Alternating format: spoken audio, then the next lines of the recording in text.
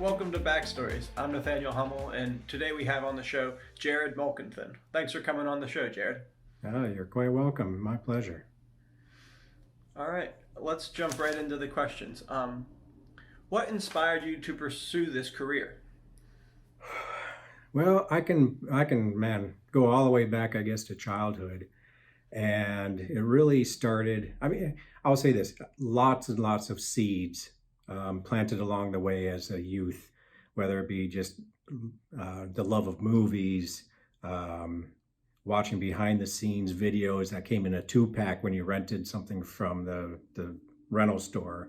I remember one for Indiana Jones, the original one, and they had a whole behind the scenes second video, and I was just enthralled by that.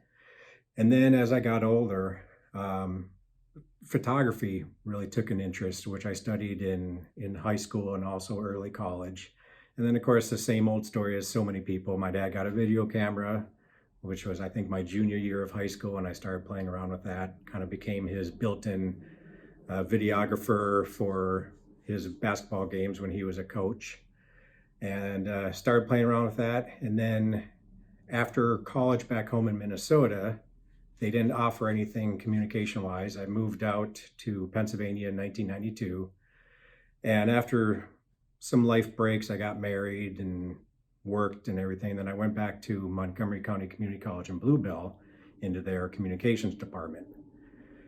Studied there, and then after another life break, had a kid, finally went to Temple into their film and media arts program, and studied there. I didn't really have a path that I really wanted to take until my senior year. I took a lighting course, and I realized, wow, this lighting is, it's really cool. I seem to have a natural eye for it. My instructors spent a lot of time with me, helping me out, and kind of me asking them a lot of questions. Again, I was an older student. I was, 29 when I finally graduated college. So I spent a lot of time with the professors, had a little more in common with them than the students, and came out of college wanting to become a director of photography. That was kind of my goal coming out. I talked to my professors and I said, well, should I go the route of camera and through the ranks of camera, or should I go through lighting? And they said, well, you seem to have a natural thing for lighting, so go through the lighting department, electric department, and see how it goes. So I got an internship at QVC, the shopping network, and did about 8 months in their lighting department. And then in 2002, graduated Temple and took the big plunge into the world of freelance.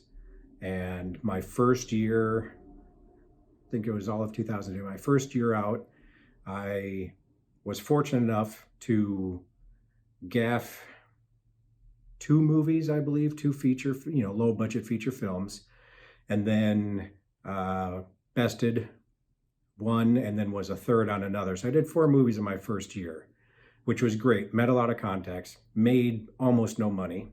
I probably made that year what I make in a week now when I'm working steadily. So it wasn't a financial benefit that year, but I met a lot of great contacts. And then from there, I spent the next several years working and getting into more of the corporate video scene, and eventually was able to, through kind of like a one-day happenstance job, met a New York gaffer who gave me the name of his buddy who was gaffing a TV show in Philly. And that was my first union job. Got in with them, rolled with them for a number of years. And I'm kind of through that, it gave me the opportunity to get into the union world, and then things really took off after that. So that's kind of my story of getting into the biz, if you will. Man, that is really awesome. So you're in the union now, right? Yes. Yeah, I was voted in, which they no longer do the vote, but I was voted into IATSE Local 52 November of 2007. Wow, that's awesome. So that kind of makes me wonder, how do you get bigger jobs? What do you go about doing to get those bigger jobs? It's really, I mean, the industry has changed a lot, especially I will say overall, but in the New York, Philadelphia region, due to the tax incentives, a lot of work came into New York. Philly, not as much, but New York exploded, especially with TV. For me, it was a matter of meeting the right people to get into where I've ended up. It was really about just making the contacts and working my way up. Now, despite COVID, but before COVID, we were so busy in New York that we constantly had the need for, I'm going to say on a Friday, which is the heaviest workload day generally on TV shows, there were times where the union hall was short 100 electricians that they couldn't provide for the different TV shows because we needed so much extra manpower. A lot of people do their night exteriors on Friday nights and that kind of thing. So I think it's become easier for those trying to get in, because if you want to be an electrician, you call up the hall, you put your name on the list as available, whether you're a card holder or not. And because it's so busy, the hall will call you and place you on whatever job needs people. Now, Man. flash forward to now, post COVID, things are going to change a lot. It's going to slow down because of the new COVID rules. You know, us calling up and needing 10-day players and just calling in whoever we want, can't do that anymore. So it's going to be a new future moving forward on how all of this is going to play out. And for those of you and your fellow students coming out, how is that all going to play out now? I'm really not sure as far as getting into the business in general and then getting on the bigger jobs, right off the bat, like so many have. That kind of leads me to my next question, which was, so the guys that hire for the jobs that you're doing, are they readily accessible, or do you really have to work up through the ranks and make contacts to get in touch with them?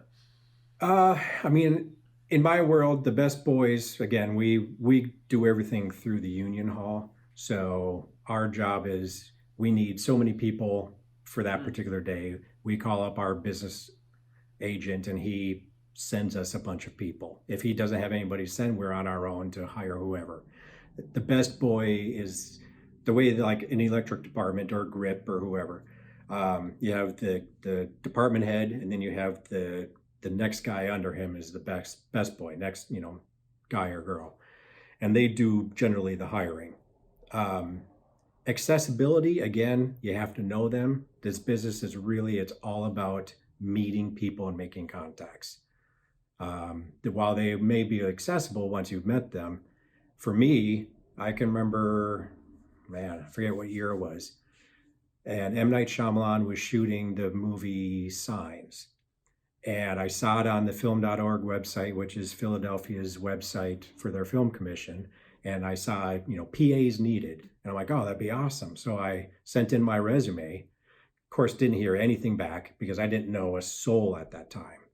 So it really took the time of, and again, for me, meeting the right people to even do my first union job meant meeting someone from New York on an independent who knew people in the union to then get me my first job with this guy. So it's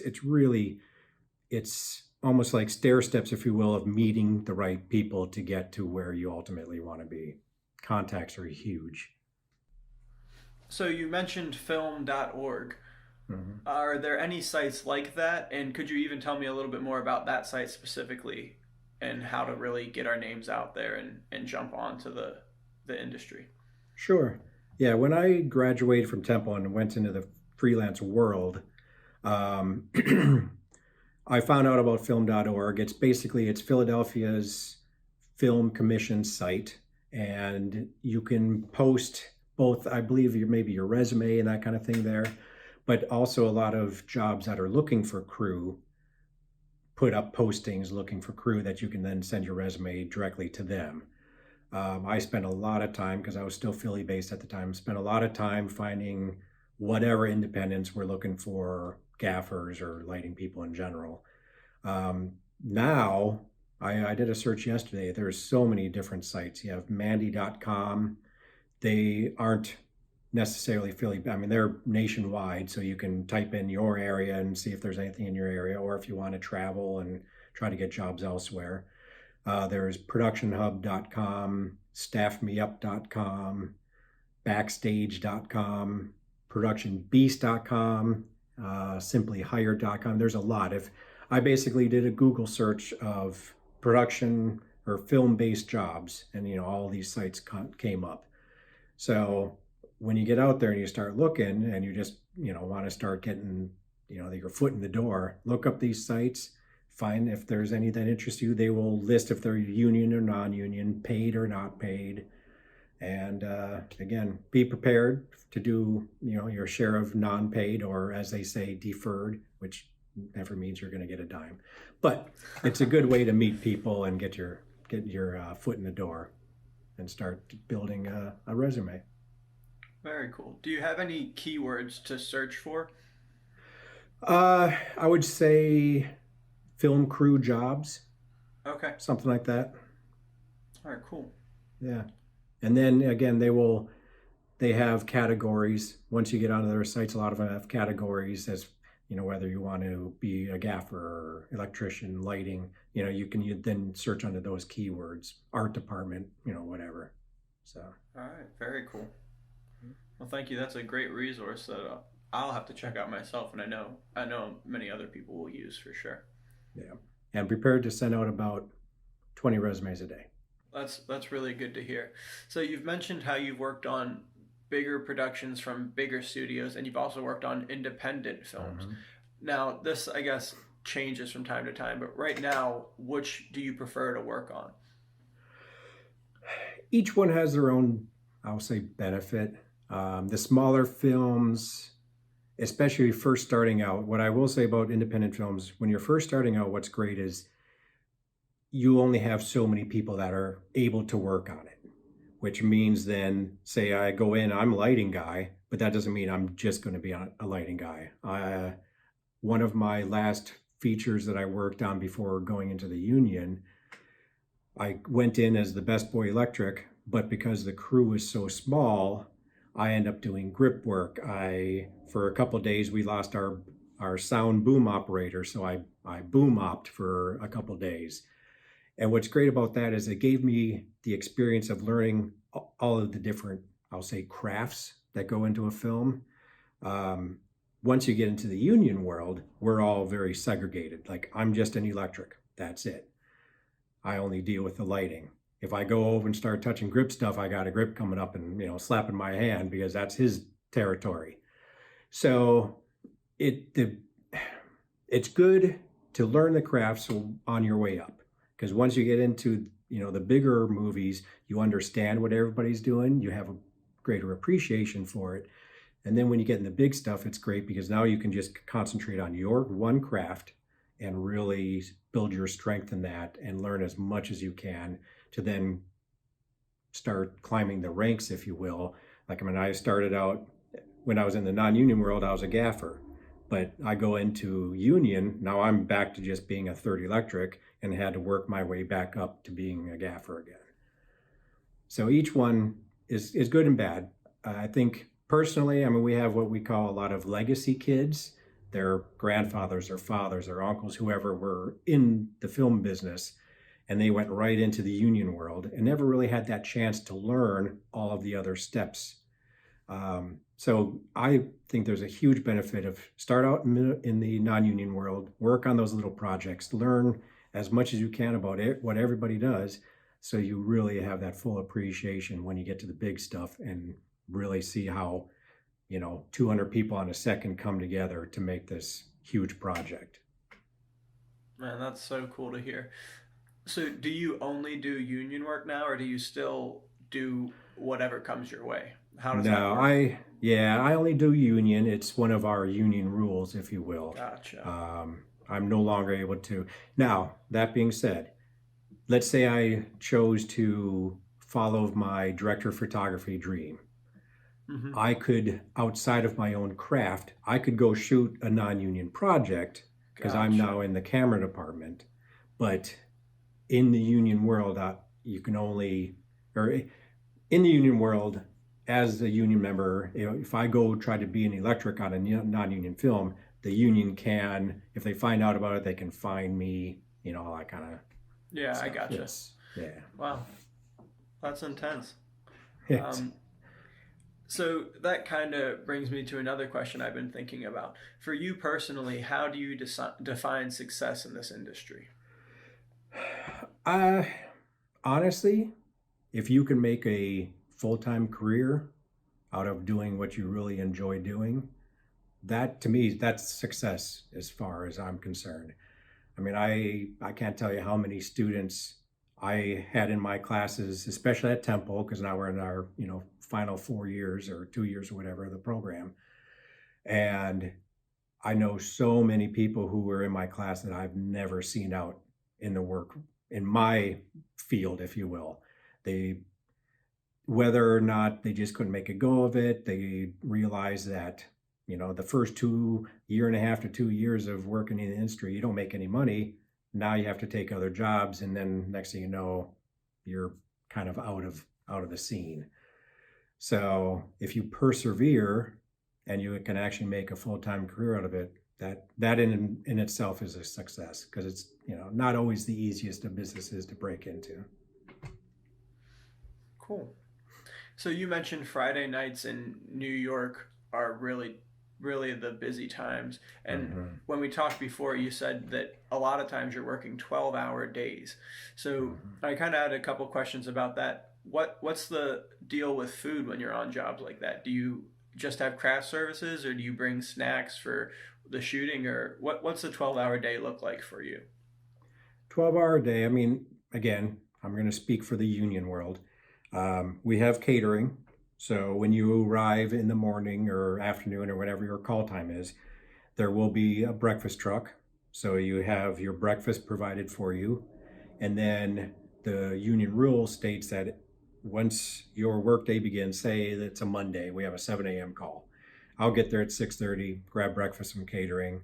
We're in at 7. We start, whether we're on location, we start dumping the truck, and then start getting everything to set, lighting the set. But once you're in, as we call it, once you're on the clock, they have 6 hours. Production has 6 hours to then break you for lunch, which is also another hot catered sit down meal. So you have a half hour catered sit down meal after 6 hours. If they go over 6, they pay meal penalties, which is just basically a monetary penalty that we all get in our paycheck for each half hour beyond those 6 hours that they go. And then you at post lunch, you work your other 6 hours, sometimes 7, 8, whatever it takes. But again, after that other 6 hour break, they can either eat the penalties, as we call them, and just pay the money, or they have to provide yet another hot half hour sit down meal. Now, so those are your meals, those are your breaks. We also have craft services, which is basically tables set up with all the snacks you can think of, and coffees and juices and whatever you want. Craft services will also make hot food and bring that around to set for those who can't leave set. A lot of like your camera department people and that kind of thing, they don't have a chance to break away and to get to the wherever the craft service table is set up. So I mean, we're well taken care of when it comes to that. I try not to eat as much catering anymore. I usually pack my own lunches, a little bit healthier, that kind of thing. I try to stay away from craft service because it's just a lot of carbs I don't need. Um, Now, again, we're in the world of COVID. So now everything craft service wise is packaged, where when we go Mm. up to the table, the person working there has to hand it to you. We're no longer allowed to touch anything. Same goes for the drinks. Our catering now are just like boxed, whatever they prepare, or you go grab your box and sit down and stay your 6 feet away from people. So, but Wow. either way, you're still provided food all throughout the day, which is I will say we're pretty spoiled that way. Yeah, that's awesome. Yeah. So 12 hours sounds like an intense shift. I'm glad that you get food to help compensate for that. But what Yeah. are you doing during all those 12 hours? Are you actually like working the whole time, or is it a lot of waiting and resetting, or what does it look like? We have a saying in our industry. It's hurry up and wait. And it's very true. In the morning, again, in the morning, it's all about they bring in the actors, they'll rehearse whatever the first scene of the day. They rehearse, they'll send the actors away to go through hair, makeup, and wardrobe, And then we take that time now to set up the shot, to light it, to get it all prepped. Let's bring the actors back. And as soon as the actors are there, we go find a comfortable place to sit down generally, and then we wait while they shoot the scene. And then that's kind of like a repeated process, because now you have all their different directions for however they want to shoot the scene between each setup while they're shooting. You find your spot, you stay comfortable, you get your drink, your snack, whatever. So it is a lot of hurry up and wait. And I would love to sometime take a full day time lapse of watching us work, because I'm sure to the outsider it seems crazy. You see all this chaos and all these people running around in set, and then everybody disappears, and now it's just the actors and the camera, and they do their thing, and then they cut, and if we need to make tweaks, we all run in, and then we disappear again. So I'm sure to the outsider it seems a little crazy, but Yeah, it's an organized chaos, if you will. that would be really cool to see. That makes a lot of sense. Yeah. You mentioned working with actors. Who's the biggest actor that you've been around, would you say? Oh, um, I don't know. I mean, Hugh Jackman, Mark Wahlberg. Uh, I mean, I've been fortunate to work on a lot of big name films. Will Smith, obviously, he's a huge star, so I worked with him. So I've done my share, and then all the female actors that are huge. I just did a movie last year in New Orleans with Jennifer Lawrence. Um, so of course our new Spider-Man, did a movie with him in Alabama, the one that comes out in September. Very cool. Netflix, Tom Holland. So I've been around a few. So I think that's something that maybe up and coming people don't even think about. Like, if you make it, you're going to be working with big stars, but you still have to maintain a professional attitude. Oh, So how do you do that? Do you even get to talk to them, or what happens with all of that? yeah, I have a rule of thumb, if you will. Whether I'm say just a technician on the set, or if I'm gaffing and I'm kind of in their face, if you will, with my light meters and such.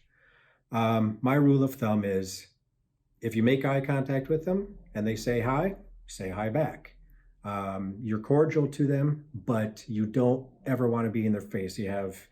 Each actor is different. You have people like Nicolas Cage, who I did a movie with. He's a method actor, so he's in his character 24/7 until that movie's done. I personally had to attach LED lights to him for special effects, and he didn't say a word to me the entire show. So you have that, or you have people like Hugh Jackman, and he'll come to set, and by the end of day one, he wants to know every crew member's name that's on set. And he'll chat with you. Mark Wahlberg's the same way, very chatty. Amy Schumer, super friendly, talks to you the whole time. So each actor is different, but my rule of thumb is I will allow them to talk to me first, and otherwise I'll give them their space, because whether they need to stay in character or prep for the next scene, whatever, they're it's all about respecting their position as much as you hope they respect yours. As if I have big lights in my hand and I'm coming through, be nice if they move aside so I can get the light in. Same thing with them. They need their space, kind of give them respect their needs as well. Yeah. That's really cool. That's really good advice. So, since you've worked with big actors and you worked on so many different productions, do you kind of have a read when you're going into something if you think it'll be successful or not, or if it'll work, and if so, how? uh it all depends. I mean, again, for me, it all depends on the role that I'm coming into a project. I just actually worked on a Frank's Red Hot commercial that my buddy was gaffing. I was the Jenny op on it, so I wasn't on set pretty much at all, Hmm. only to realize at the end of the day that Eli Manning was there as like the Wow. the talent on camera. Had no idea. So if I'm coming in, say as an electrician, a Jenny op, or something other than being like the department head, I really don't have a read for what the project really is. And since we're always shooting out of order, if I don't have access to a script or anything, you really don't know how it's going to be. Now, if I'm gaffing, when I get hired as a gaffer, they will send me the script long before pre-production starts or anything for me. I'll have time to read the script. Then I have a better idea. Okay, you know what? This is a really good story. I think this could be really good. I've done and read some scripts where I'm like, oh, this is going to be amazing. And then you see it and you're like, wow, that was really bad. You know, whether it just fell apart in the editing or whatever. I mean, I remember actually a non-union job many, many years ago. I was, they were faxing me. That's how old that is. They're faxing Wow. me the pages, and I'm reading the script pages as it's coming off the fax machine, laughing my ass off. I'm like, this is absolutely hysterical. This movie's going to be great. And then we got into shooting, and it just fell flat. And then it never got finished. Anyway, but then you have just the opposite where you read it and you're like, but then they save it in the edit. So Wow. it's always hard to tell. It really is. That's cool.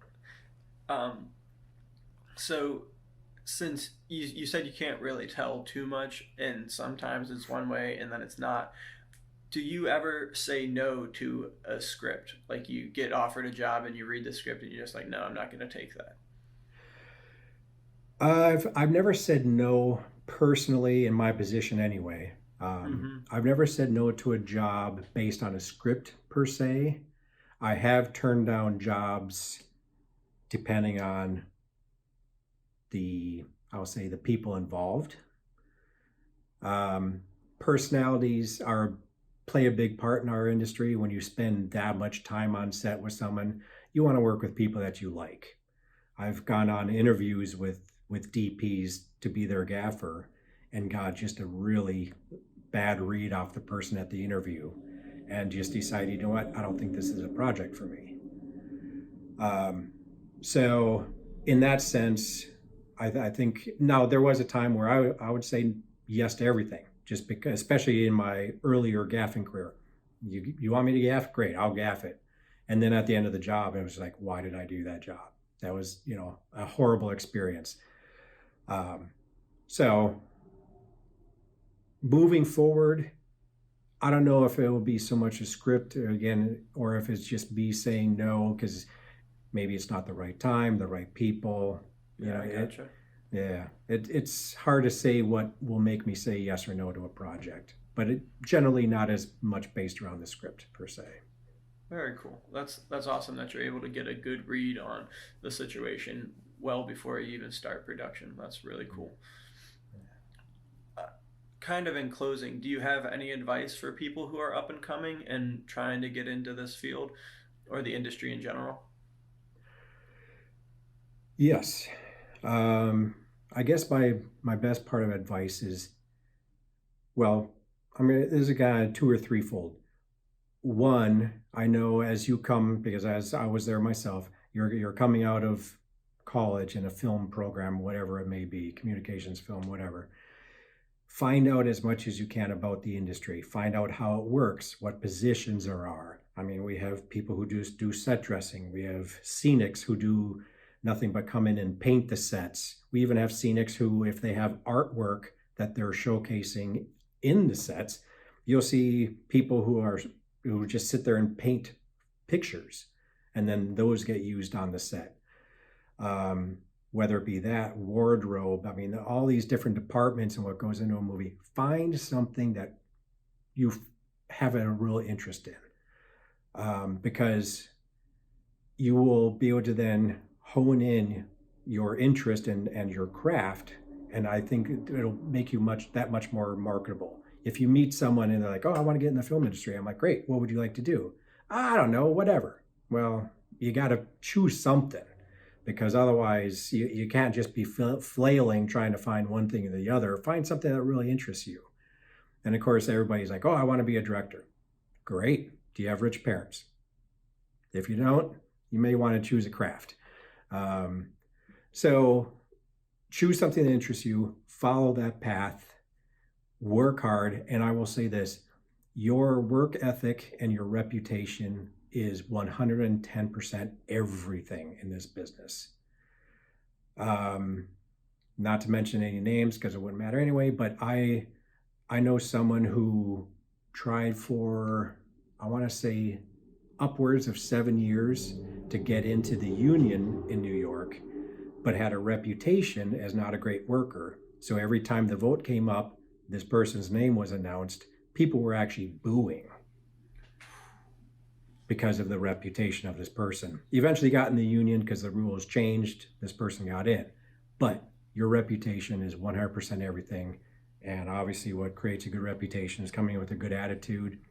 Um, my One of the first people I met on a union job um, gave me some advice. We were pushing a big light to set, and he's like, "Hey, first day, on set, kid." I'm like, "Yep, first union job ever." I'm all gung ho and excited. He's like, "Great. Here's what you do: you keep your mouth shut and you pay attention." I'm like, "Great, I can do that." And that's my best advice for everyone. Keep your opinions to yourself. No one cares because they've been doing it way longer than you. So pay attention, keep your mouth shut, learn as much as you can, work hard, and be on time. Those will create the reputation that you need, and never give up, because it can be a tough industry, and you're going to go through some tough times until you finally, I'm going to say, make it. So prepare for those lean times like we all did when COVID hit. Thankfully I had savings. So work hard, put the money away, and create a good reputation. That's so encouraging to hear that if you persevere, eventually your hard work will be rewarded. Well, that's Yeah. awesome. So you talked about learning the industry, and you've said that you started out as a grip, but now you're working as an electrician. What did it take for you to really learn that craft and to heighten your skills enough to be where you are now? Well, I would say, so at QVC, I'm going to back up to QVC. I'm in back at QVC. I had multiple roles there as a freelancer. I mean, I would come in the morning, I would change out light bulbs. I'd spend the first 2 hours just changing out burnouts in all of the lighting fixtures. But what I also did there is we hung our own truss. We did a lot of grip work, and then when I went out in the freelance world, now you're kind of having to marry all of that knowledge and know how to do both lighting and grip, and whatever else you need to do to get the sets lit and all. When I decided to just be like, I'm going to hone in on just the electric, it's really now learn everything you can about lighting, everything lighting, learn the fixtures, learn the electricity, because obviously we have to power up those fixtures. So now you have to learn how to balance the right power in order to light a huge set. It's taken those steps of really learning and honing that craft, and then using that knowledge on set. Now I'm a third electric. Okay, so now I'm having to learn how to set a light properly, how to run power properly. And again, everything that we do, especially, I'm going to say again, more so in the union world, because I learned how to do things a very certain way because they've been doing it for 100 years now, and they have very set ways of doing things. So you learn how to do everything properly, from the power distribution, how to set the light. When I got on my first union job, I made it I'm going to say a habit of mine, that if the gaffer said, "Hey, Jerad, take this light, go over there, hit that spot," and I would try to set that light now to where I'm like, "Okay, that looks good. I think that's what he wants." And I played a game with myself. I'm like, I'm going to try to set it and then let him see it. And if I did it right, he'll be like, "Great, walk away. Let's move on to the next thing." So it's really about training the eye. It's about training yourself on how to do everything neatly, concisely. And then once you learn that as a third electric, now when it comes time to be like a best boy, now you have to learn management skills, because now you have to manage a crew, and also learn how to, I will say, work with production, because now you're dealing with paperwork, you're dealing with talking to the producers and all of those things, which then translates. Now you get a chance to be a gaffer.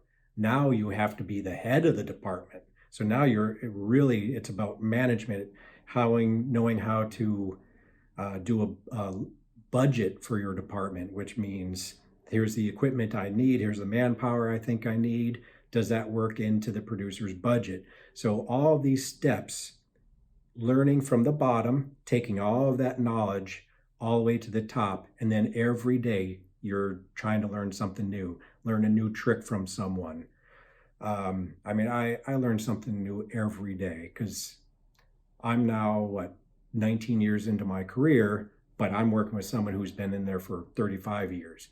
That person's going to know way more than me. So I just glean off every little bit of info I can. If they have a better way of running cable or something, I'm like, ooh, I like that. That's good. So you learn along the way. Start at the bottom, learn along the way, glean everything you can from these people, and then use that to when you're finally to a position where you're like, okay, now I'm in charge. Now I can take all that knowledge and teach the next guys coming up. And then maybe they have a great idea. So it's always listening, it's always paying attention, and just really honing that craft, the craft you've chosen. That's so cool. It's like what you were saying. Keep your mouth shut and pay attention. That's awesome. It all works together. Well, thank you so much, Jerad. It was a pleasure talking with you and Yes, diving thanks for into the having me. depth of your knowledge. I appreciate all you had to say. You bet. Thank you. Well, I'm Nathaniel Hummel here, and this is BackStories.